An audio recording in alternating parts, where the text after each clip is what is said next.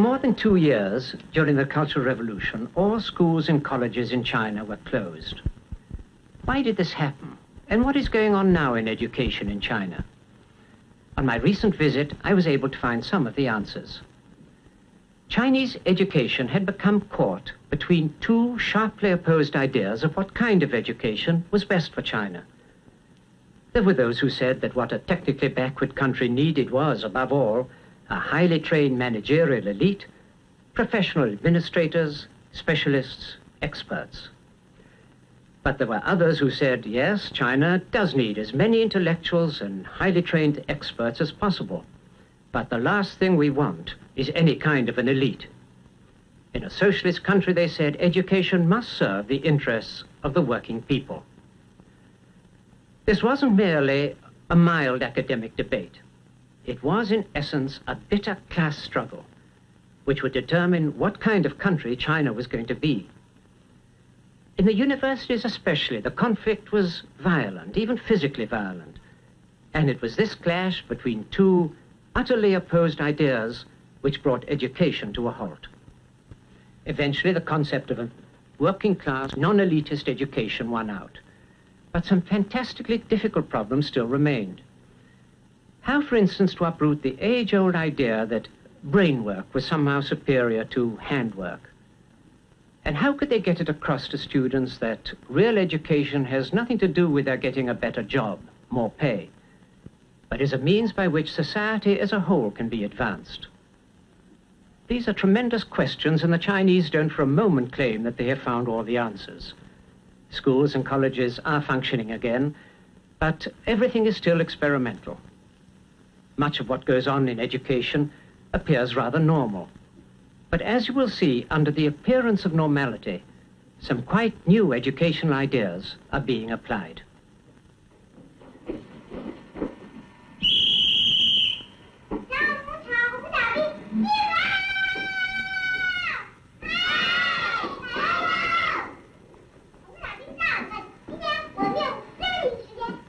Four-year-olds in a typical city kindergarten.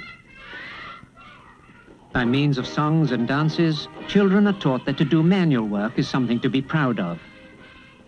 We are little red soldiers working in the woodwork shop. Look, these are our tools.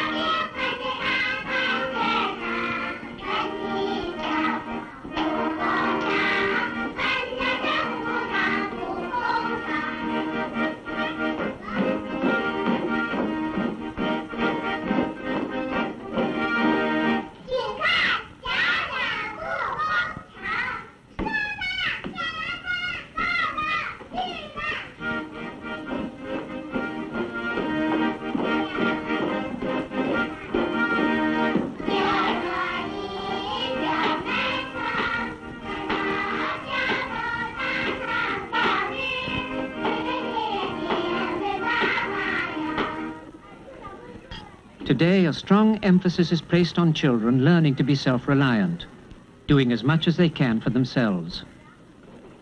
This kindergarten is in Peking, but it could be anywhere. We saw similar schools in every city we visited.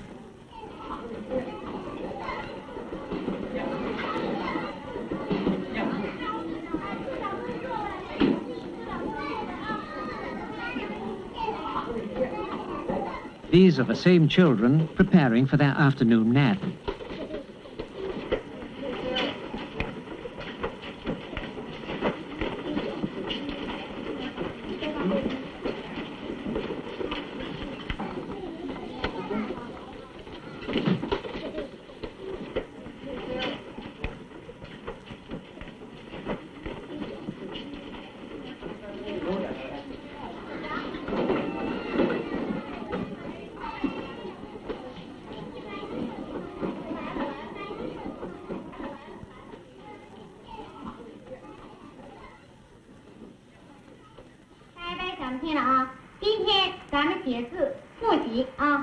A typical primary school.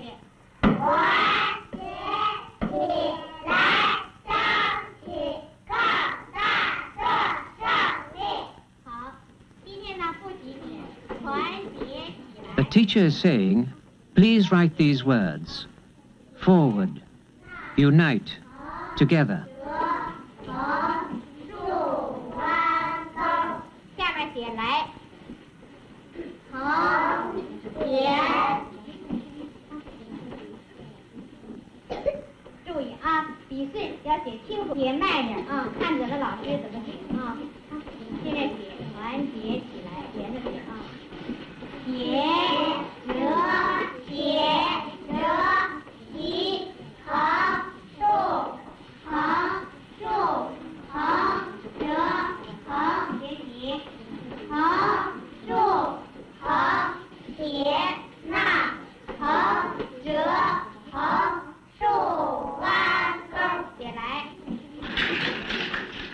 In this village school, as in all schools in China, children learn their arithmetic on an abacus.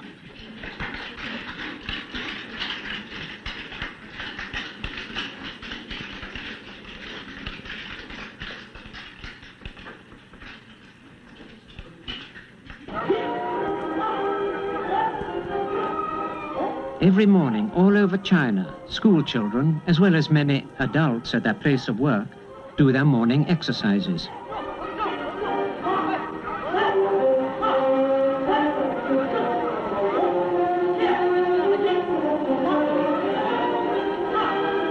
It was a bitterly cold December morning when I filmed this.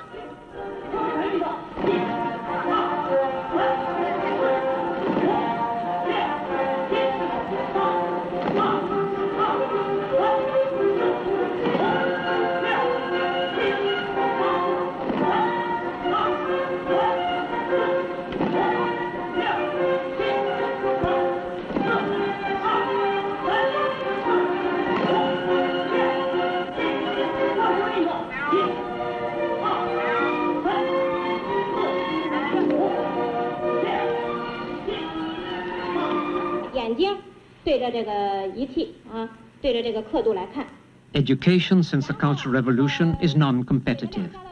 There are now far fewer examinations, and most are open book exams. It's considered more useful for a student to know where to look for information than to cram his mind full of facts for an exam. This represents an enormous change from classical Chinese education.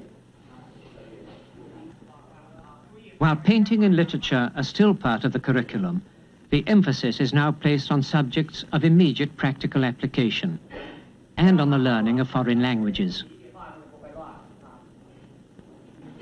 你要能不能运用你所学到的知识，把齿轮传动的知识用到我们实际生产中。 Since the Cultural Revolution, factory workers now teach many of the practical subjects. 他把这个线圈装到这上头来，那就是说，确实是应该装上一个线圈。下边你做实验。我现在拿的这手柄吧是那个主动轴，这个绕线去吧，这个是被动轴。下面我绕。1、2、3、4。 Behind me, you see a big sign. On it, the words say, "Serve the people." Now, this is a sign that you see all over China today.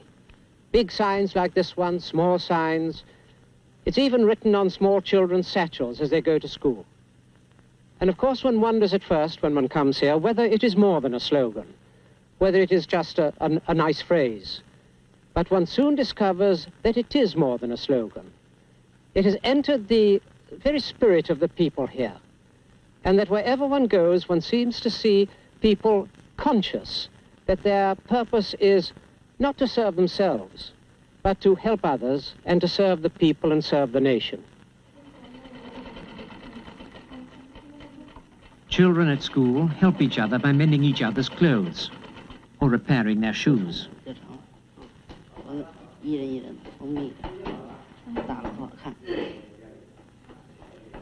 To link theoretical and practical knowledge, workshops are set up right in the schools themselves. In this school, students are making silicon transistors for radios. Their work must meet exactly the same standard as in a factory. In ways like this, millions of teenagers in China are learning technical skills and industrial discipline before they leave school. Testing the transistors. All school children work full-time for 2 months a year at some productive work. They also have 8 weeks holiday every year. Students in the school garden.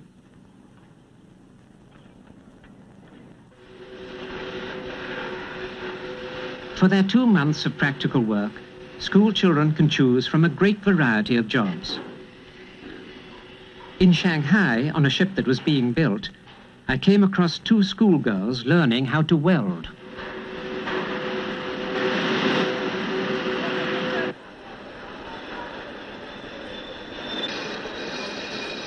In a jade carving factory, several school children were learning from an old master how to carve jade.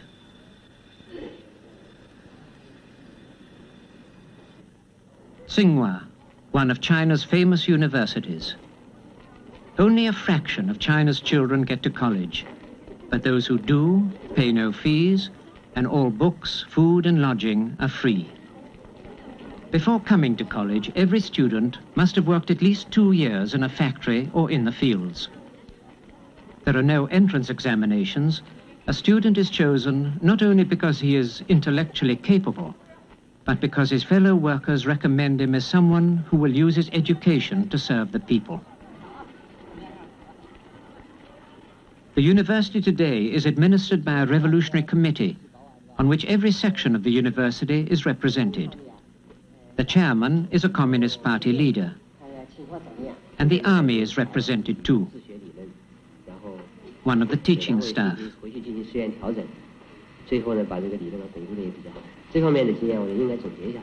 A student.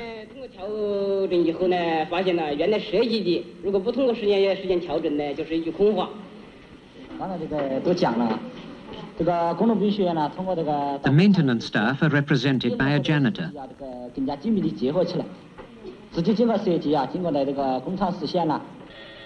the university, as in the middle schools, wherever possible, theory is linked with practice. This computer, for example, was designed and constructed by students in the advanced electronics department.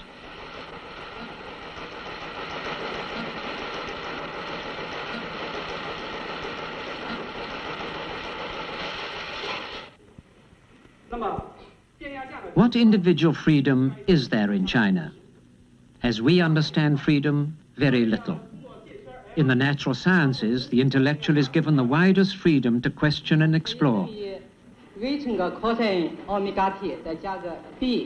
And there is ample evidence that China is producing minds of superb competence. But the Chinese say that a competitive society like ours must of necessity develop a philosophy of individualism, while a society based on cooperation will develop quite a different ethic. Thus, in China, individuals don't follow their personal impulses, and China offers no scope for the man striving to express his personality, which we have placed so high on the list of human needs. There are, I am sure, many intellectuals in China frustrated and unhappy. But it seemed to me that most of the young students I saw and talked with were grateful for the opportunity of being at college and had accepted the idea that a man's knowledge and creativity are not, as it were, his own possessions, but are to be used for the benefit of all. Professor Chen at Tsinghua, during the Cultural Revolution, had to work in a steel mill, and he was surprised to find this brought him quite a new kind of freedom. I was used to write books and scientific papers after the work. Then I usually like to put my name on it.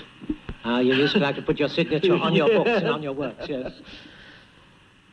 Actually, now I realize that's the way of seeking my personal fame and fortune. I understand. For the workers, they have no such kind of question.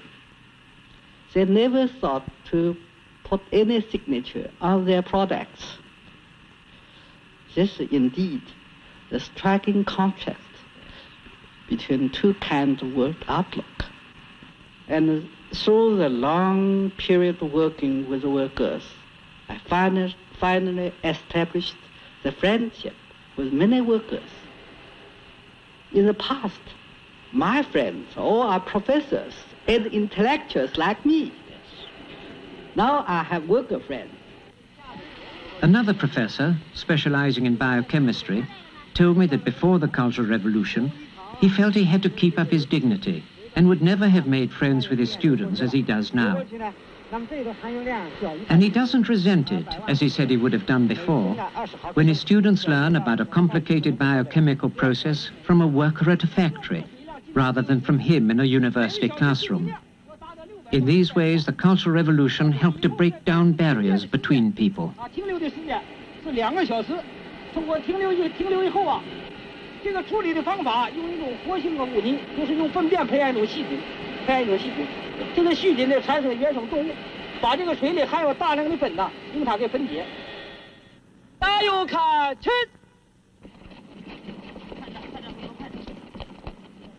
下去看。 All students serve in the civilian militia.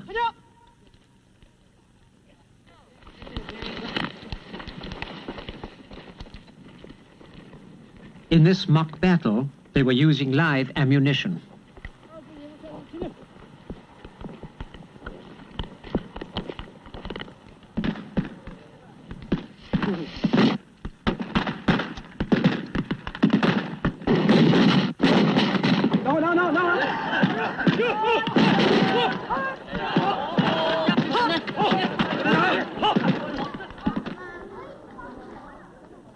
Education does not end when school lets out.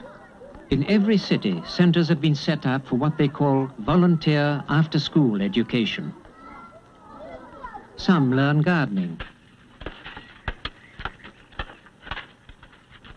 Some embroidery.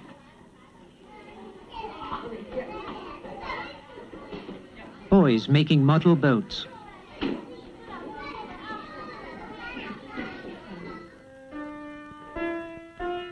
Not having many pianos, children learn on cardboard keys, and some make exceptional progress. This boy of 9 years old started only a year ago.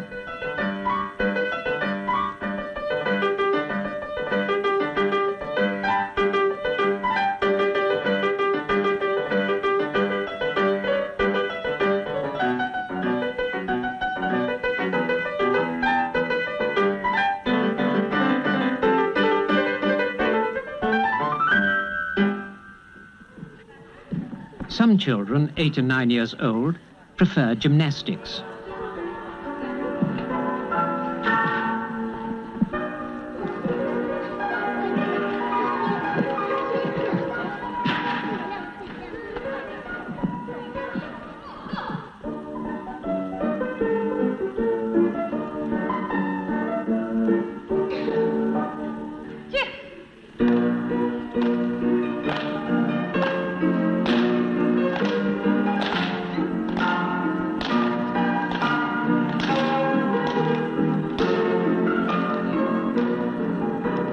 A traditional Chinese fight sequence.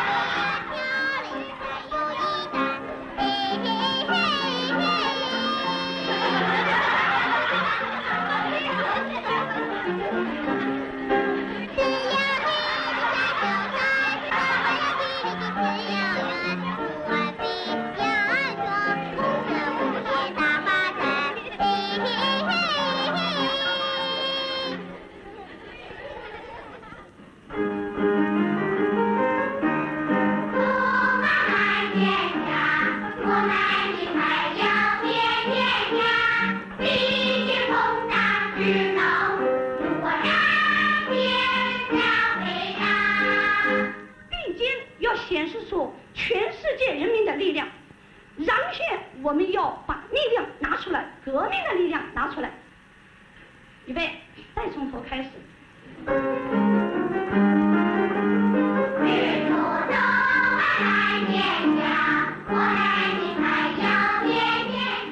The children are singing about how the sun is rising in the east, how the sky is full of clouds, but that they have friends all over the world.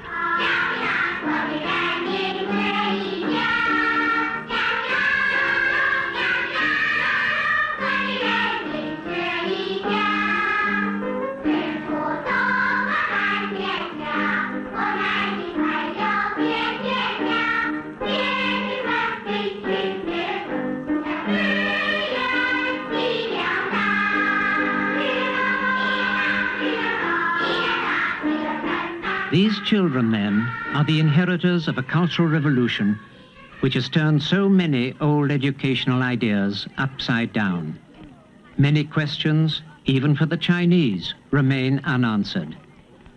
Whenever I asked whether the Cultural Revolution would indeed succeed in what it had set out to do, the building of a new society and a new kind of man, the Chinese would answer, "We don't know, for we are just at the beginning. If this Cultural Revolution does not succeed, there will be another, and if necessary, yet another, and each one will be at a deeper level."